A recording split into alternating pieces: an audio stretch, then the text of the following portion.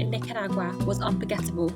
We teamed up with Tor Imports to dive into the rich legacy of Joya de Nicaragua cigars. Step back in time with us to where it all began, uncovering the brand's storied history. From hand-rolled perfection to the intricate art of cigar making, journey through the heart of the factory and witness tradition come to life. Join us for an experience that is captivating as cigars themselves.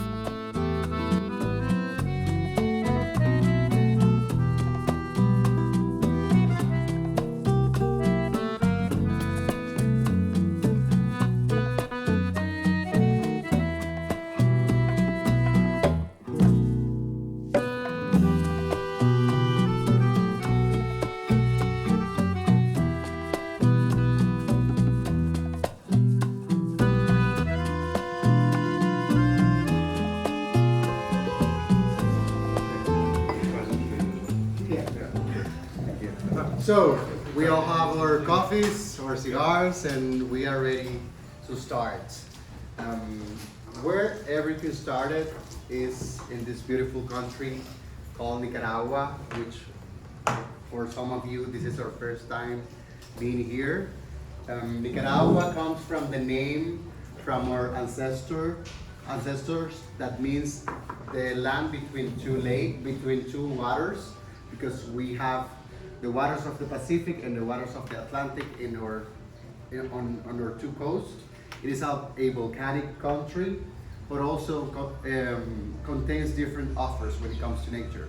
We have beautiful mountains, beautiful beaches, actually one of the best beaches for surfing in the world. We are in Estelí, which is the city that has become the world capital of tobacco. It is known as the Diamond of La Segovia because in the northern region of Nicaragua, the economic power that the cigar industry or the tobacco industry has brought is enormous. Known as Joya de Nicaragua. It opened its doors in the central part of Estelí by these two Cubans, these two entrepreneurs with a dream, Simón Camacho and Juan Francisco Bermejo. They came from Cuba, obviously seeking opportunities because of the political situation in their countries. And one of the first lines that they were producing was the Joya de Nicaragua Clásico, which you have already tried. Also the Rosalones line that is still available to get, and other brands that are still safe for the future.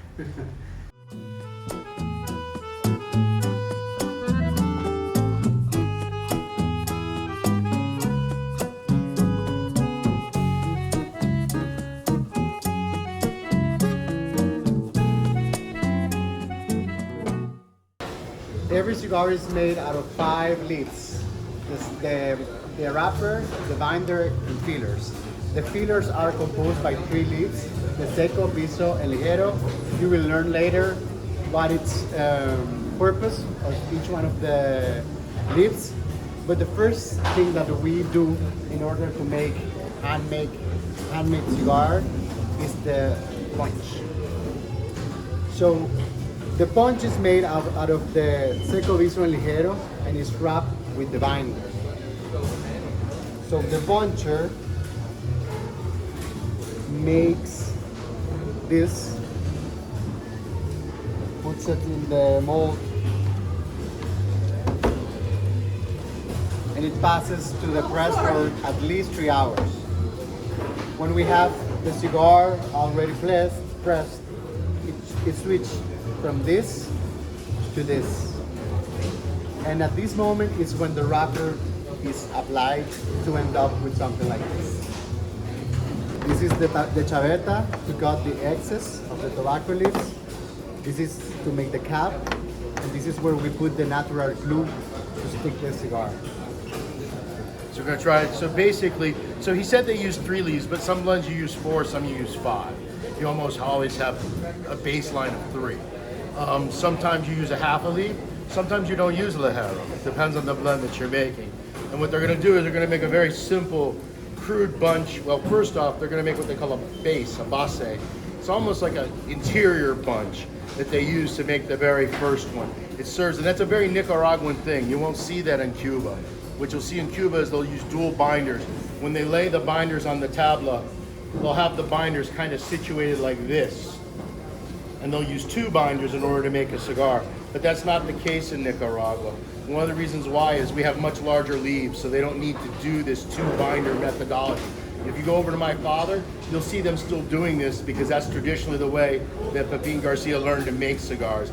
But the more traditional way to make cigars in Nicaragua is to start with a base in their hand, which is normally a seco, is a base leaf, and then they'll build the bunch on top of that base is the way they'll do it. And then we do kind of a little bit different style of tubing. You hear the terms estorado and the terms entubado. Estorado is more a style of where you take the tobaccos and you kind of accordion them in your hand. And that was kind of traditionally the way Nicaraguan cigars were made.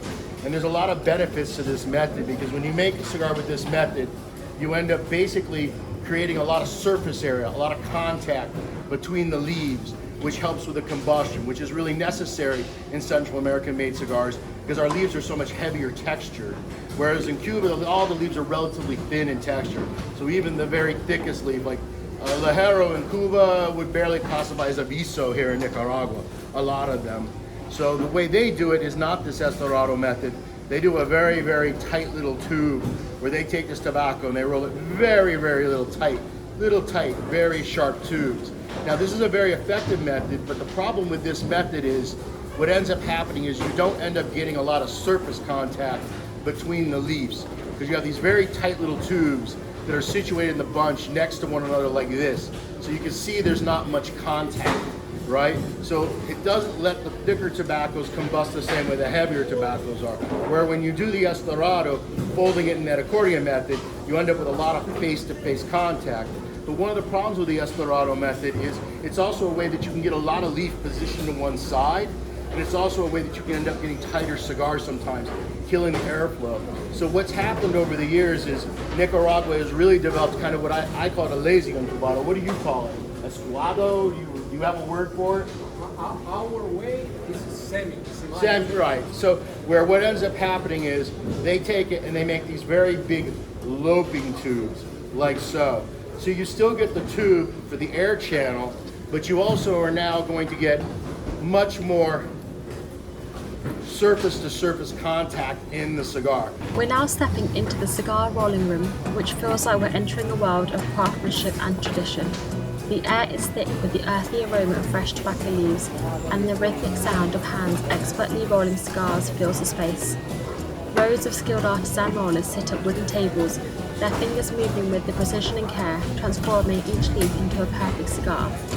It's quite a symphony of tradition, skill, and artistry. So this is the wrapper sorting room. First thing you can notice, here only women work. And this is because, first of all, it's a very delicate job because here the first operation is stripping the leaf. It's removing the central vein. As Steve was explaining before, we do the frog strip with the filler, but when it comes to the wrapper, we need to remove the whole leaf. There are many factories that today do it or use machines to make it, but we still do it by hand, one by one. In order to make a proper stripping, you need to, first of all, humidify the wrapper properly, because you can see here we have different varieties of wrapper. We have thicker wrappers with Habana Criollo from Nicaragua. These are very thick wrappers and need to be very well wet. We work with San Andres Negro Mexican wrapper, also a very thick wrapper. We have the Connecticut Shea, a thin wrapper that is very light and delicate. So women's are very good in removing the vein from the leaf without damaging the leaves that will be used for rolling the cigar. You know that approximately in one regular cigar you can get maybe in a Robusto somewhere around 12 to 15 grams. From that amount of tobacco you got fillers, you got binder, and you got wrapper. And probably wrapper represent only 3 grams. So it's a very small part of the cigar. But the influence the wrapper has in the taste of the cigar is enormous. And it comes to determine the profile of the cigar. You can feel the smell of this wrapper, take it with your hand and share with the rest of the gang to see and to feel how the bouquet of the cigar finally will be. This is Nicaraguan wrapper, Nicaraguan Habana Criollo seed. No, remember that smell and compare with this one. And you feel totally different, totally different type of tobacco. This, you know what is that? The second one. Who guessed that one? Have you smelled that in some cigars? What? Close, not that one. But wrapper variety. Oh. How do you feel it? Smoky? Yeah, Right? Yes. San Andres from Mexico. So that's okay. Go ahead.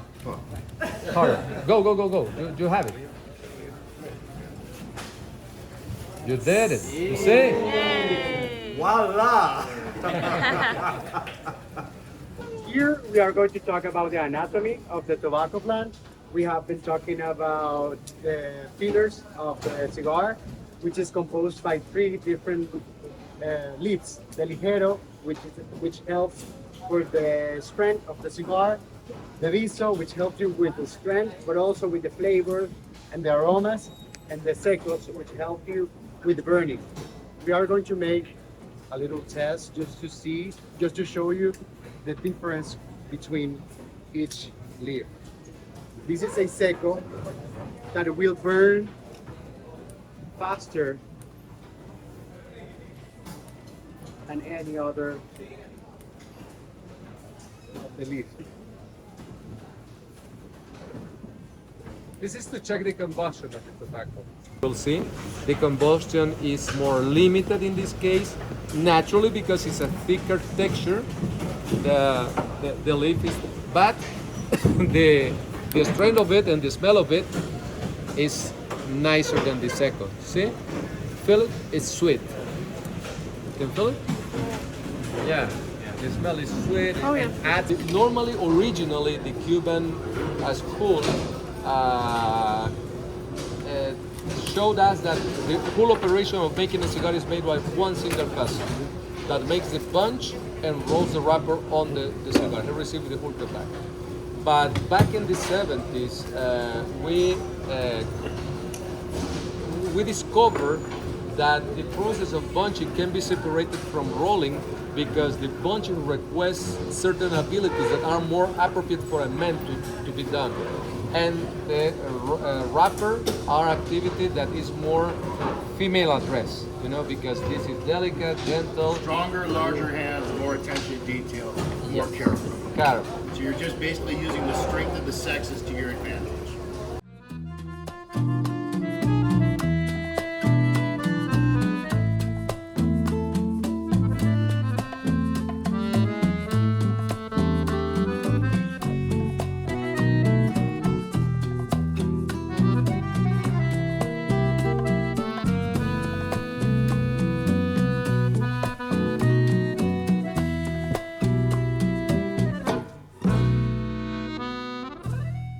Here, those rooms are called escaparate. Is the agent rooms, so we can get in and we can see the production. Christian,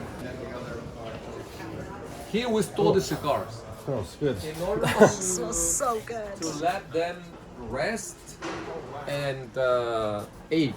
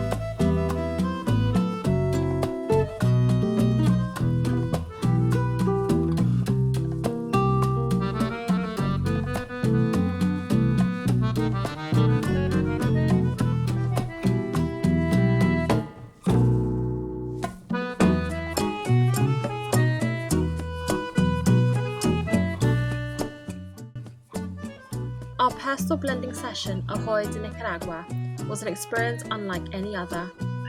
Guided by master blenders, we dove deep into the art of cigar creation, hand-selecting leaves for aroma, strength and flavour.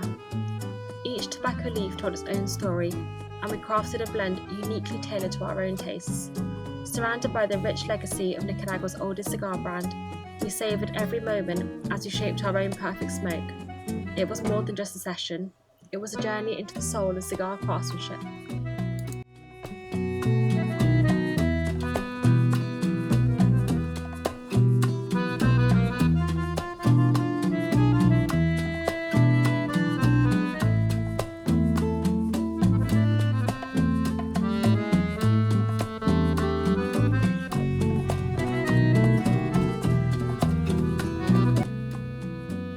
Massive thank you to everyone at Joya de Nicaragua for welcoming us so warmly and giving us an unforgettable tour of your factory.